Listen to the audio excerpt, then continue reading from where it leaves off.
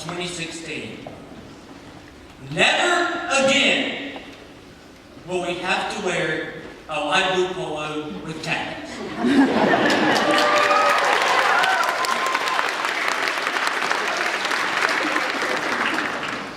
We will be allowed the freedom to wear hundreds of different kinds of clothes provided to us by free markets and capitalism.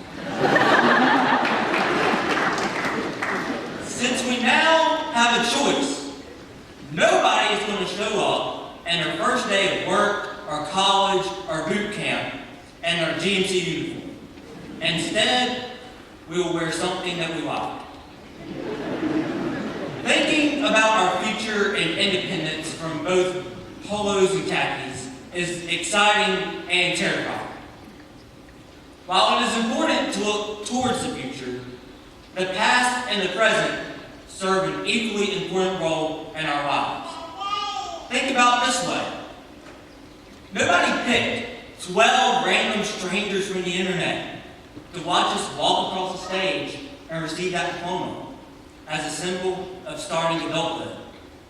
Instead, we picked family and friends, people who are important to us and who have invested in us. This ceremony is dignified yet simple. So why would people want to come watch us graduate? Better yet, why do we want people to watch us walk across the stage? It is because life is built around people pouring into other people. The honest man with valuable relationships in the end is much happier than the little tyrant on his island of one. People are not constructed in a factory and sold on infomercials at 3 a.m. for 5 easy payments in 1995. Sometimes, though, extras come along like twins. Since people are not made in factories, we are all different, with different life stories. All of us have a large brick wall, and this wall represents the story of our life and who we are. Each brick in this wall represents the impact that someone else has made with their love and their wisdom, for every brick is shaped and sized differently. From the time we were born, our family and our friends have invested in us, laying down their bricks on our wall. Bricks are also taken from the outside world, from influences that we admire, because we see the world every day. One of the most important bricks in my wall is my grandfather Corbin over here. From the time I was little, he would tell me stories about his life growing up in Tigerville, in my hometown, his time in the Army in the 1960s, and his other life lessons. And I also want to thank my dad, who's shown me from day one how to be the man that I want to be. What they have done for me is something I'll never be able to repay, and I'm so thankful for them. The lessons and wisdom that they have imparted on me have shaped my life dramatically, have laid down the foundations of my wall. But what's the use of the bricks if we don't have the mortar? The mortar of the wall is what we do with the bricks of knowledge that have been given to us.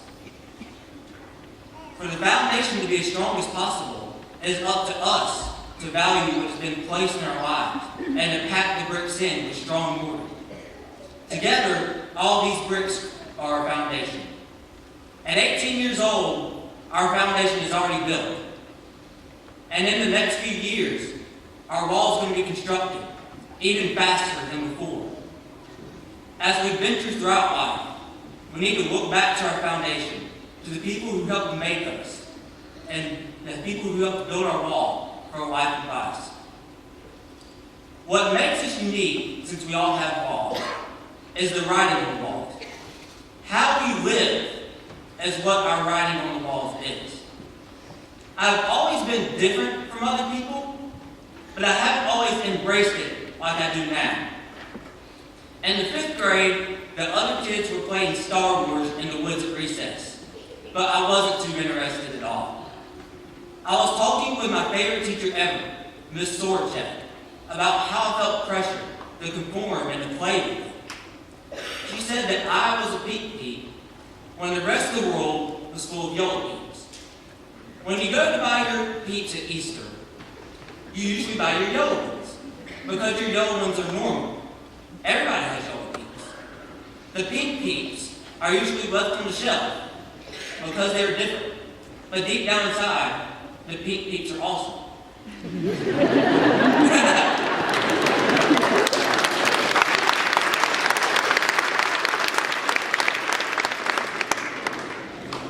She told me that yellow peeps are regular people, and pink peeps are people who think differently. This means that my brain works differently than other people's, and that I operate differently from other people. That was a simple illustration about the marshmallow birds you get at Easter, and I didn't really like them too much anyways. But it left a lasting impression on me.